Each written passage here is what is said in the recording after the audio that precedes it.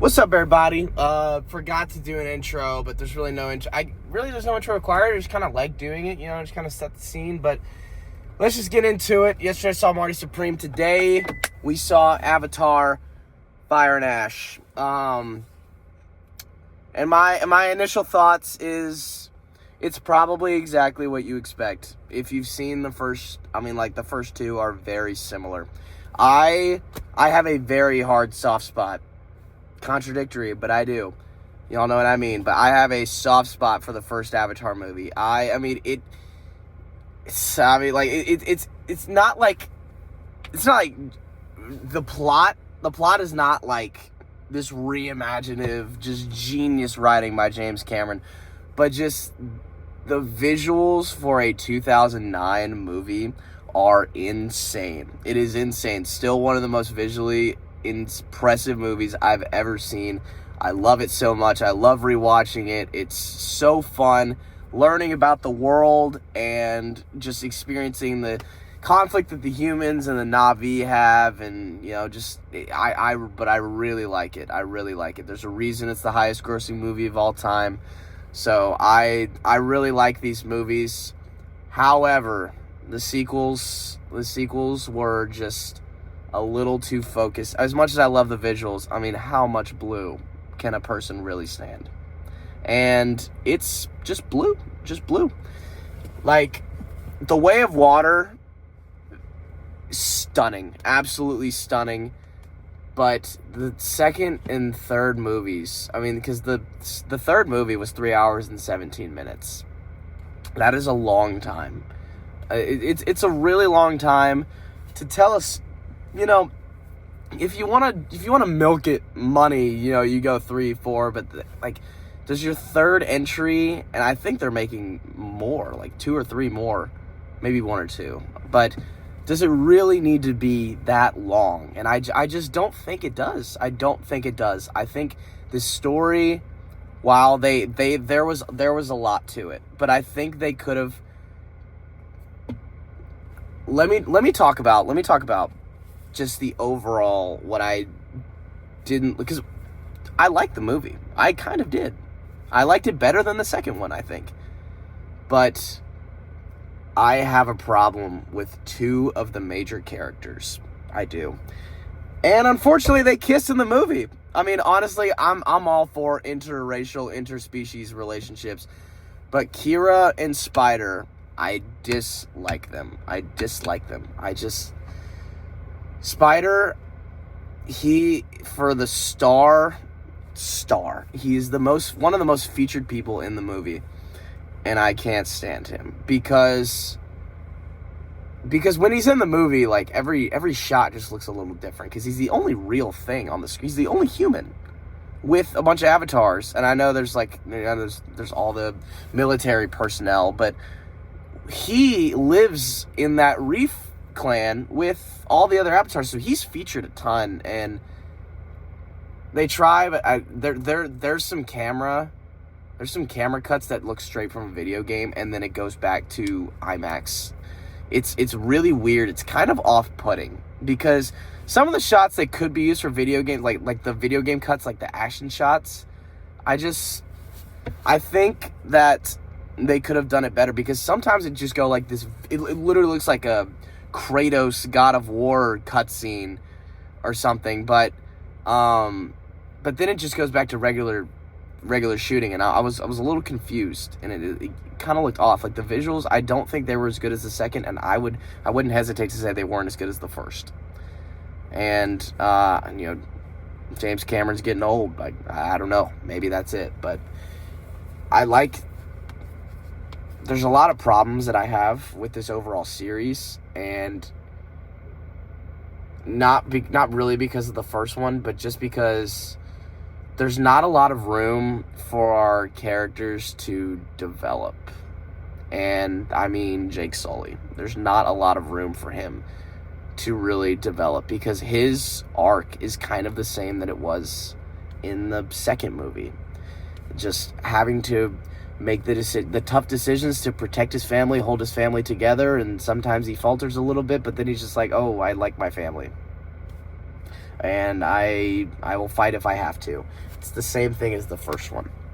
So, but to go back to my Spider and Kira point, because Sigourney Weaver voices like this 17-year-old kid, and it's really off-putting. Because I'm watching this, like, I don't know how old Sigourney Weaver is. She's been around, and it's odd. It's odd. Sigourney Weaver voices Kira, and it's still odd, just as it was in the second movie.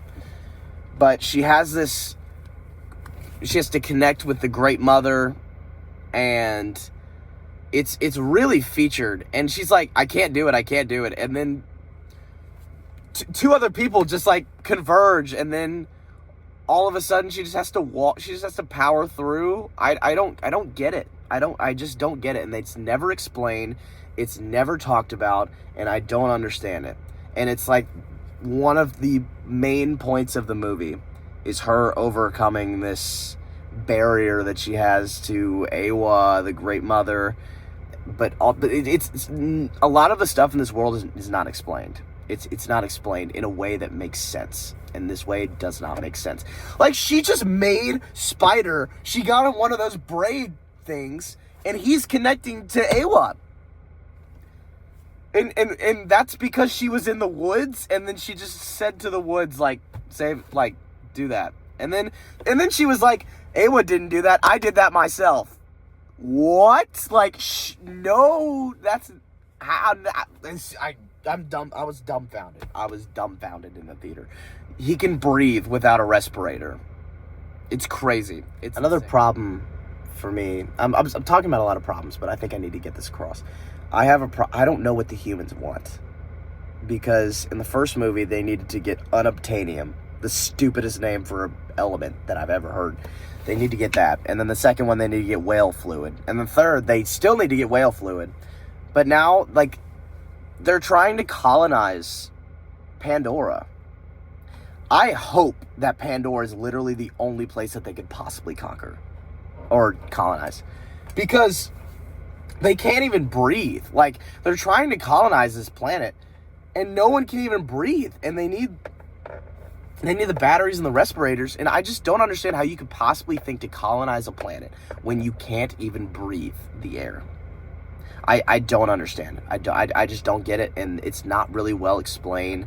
There's the little fucker who is like the greedy capitalist guy who just needs to make money, and that's what it's a whole message. But I just don't understand what they want. I don't understand why they want it. And it's not like, oh, this is our last chance. And that could be a little dilemma, because you're rooting for the Na'vi. The movie is making you root for the Na'vi because all the humans are assholes. They suck. Every single one, except for one. The marine biologist. There's every single human, pretty much, in like Norm. Forgot about my boy Norm. Everyone just sucks who works for the RDA. And it's like, okay, this is the humans' this is their last resort. They have no other options. That's how I'm treating it, because that's what makes the most sense. And they have no other options. So it's like, dang, like, the humans suck, but like, they need this. Like, they do. They're gonna die. The Earth is gonna die. And I wish they focused more on that, because like, are they doing it for the love of the game? I don't think so. It's not ball knowledge. They're not doing it for the love of the game. But I'm treating it as they were trying to conquer Na'vi or Pandora, because that is what they are required to do. There are a lot of characters in this movie, and I will talk about my favorite ones. I love Miles Quaritch more than I did in the first movie and more than I did in the second. It's bullshit how he's in there, like, downloading his memories into an avatar. It's bullshit how he's even there. But I love him. He is charismatic. He owns the screen. He's intimidating. He carries the movie. And his sexy girlfriend. I said it. The fire, Saik, she is awesome. They are awesome. They are intimidating. They scare you.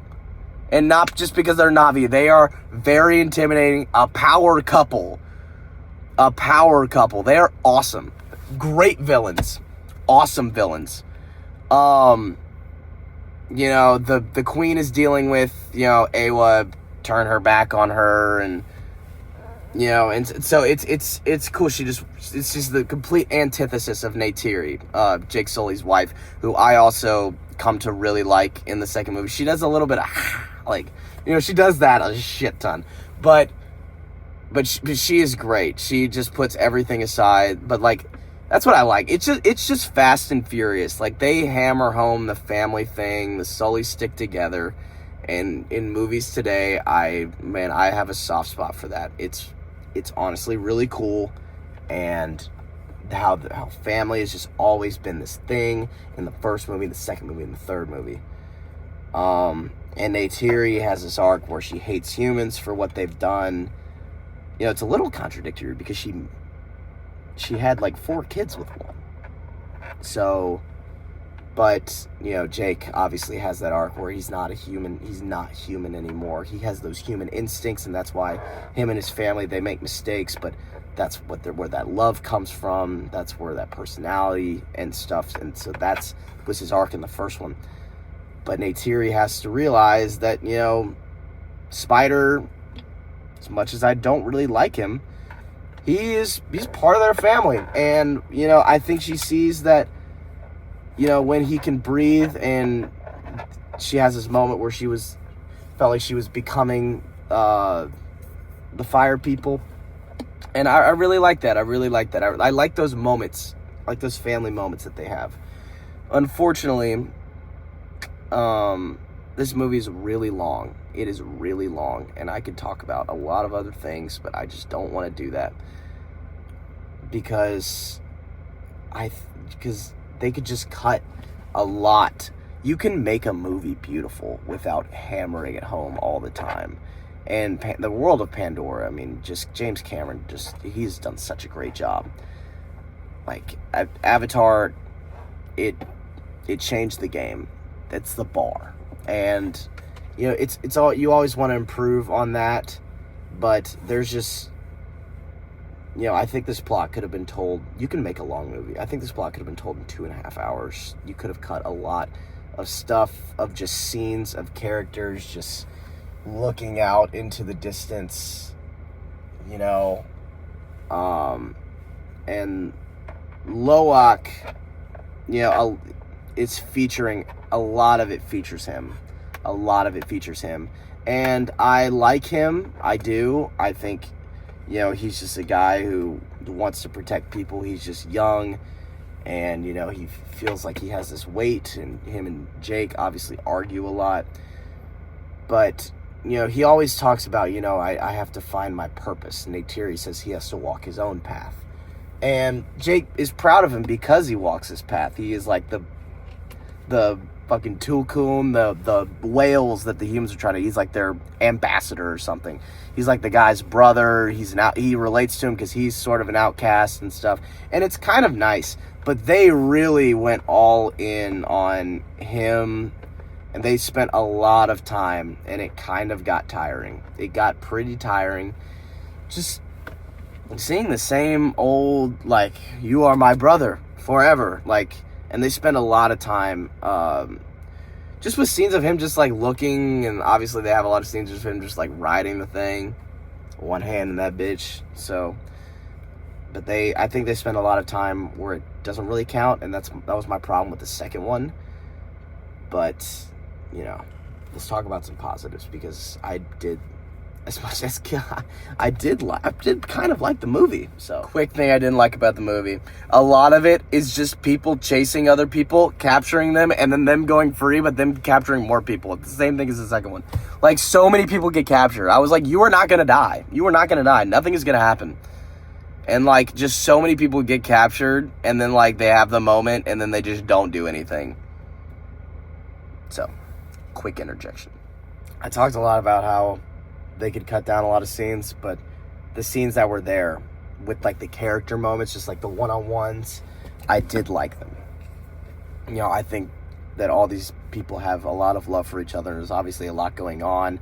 The brother died in the second movie, and they're dealing with that, and they're dealing with that loss and stuff. And so a lot of it is sadness, a lot of it, but you know, I feel like their arguments and how it's built up and then them coming together it's pretty beautiful, and I really like it.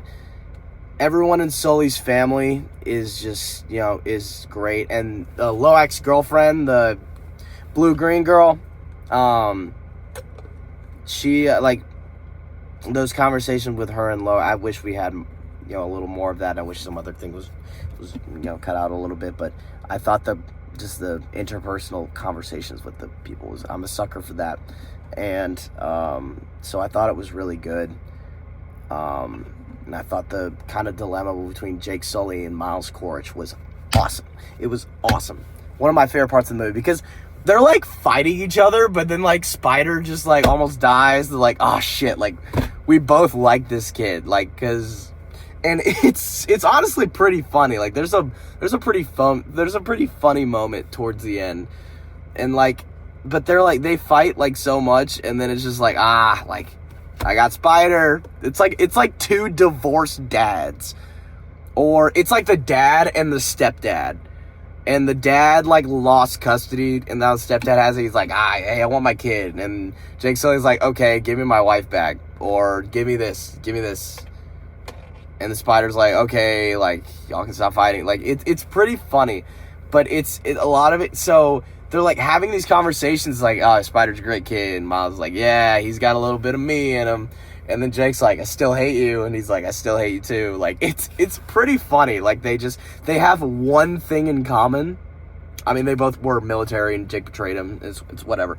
But they have like one thing in common, and it's kind of the focal point of the movie, because Jake doesn't want Miles or Spider to get in the hands of Miles, because Miles could use him to like genetically recreate his thing inside of him that can help him breathe and adapt to to the lifestyle. So it's pretty funny. Like, so that was something that I also really like. I like Jake and Miles. I think it's the trilogy of their beef, and they're like, they both, when they're in action scenes, they command the screen. I thought Jake was a little bitch in this movie, though. I thought he got bitched around. It was almost like Superman, the new Superman. I thought he got a little bitched around. But overall, this is a movie that I'm never going to rewatch unless a fourth one comes out and I need to remember what happened in this one. It's three. You gotta plan. I saw this movie at 6:45, the 6:45 showing, and I did not get out until 2:25. So, you know, you've got to plan out 4 hours to see this, and that can be exhausting. It's meant to be seen in theaters, though. It's very beautiful, and you know, so I was happy with this movie. It was honestly better than I thought it was going to be, but I think it suffers from a lot of the same problems than it does in the second one, and I don't think it's much better. So, without further ado, I will be giving Avatar: Fire and Ash a 6.5 out of 10. This is a little bit longer review. I want it to be spoiler because I want to actually talk about what I feel in this. So, if my fucking 8 subscribers stayed until the end, what are you doing? I'm just kidding. Thank you. I want to blow up, low-key. Just, you know, because I do love these movies. I do. And you know, the Animal Kingdom ride, pretty cool. It's pretty cool if you've been on it. So, I'll stop talking. You know, hopefully I'll see you guys next time. Thanks for tuning in if you stayed to this. You probably didn't, but thank you. I actually really appreciate it if you did. So,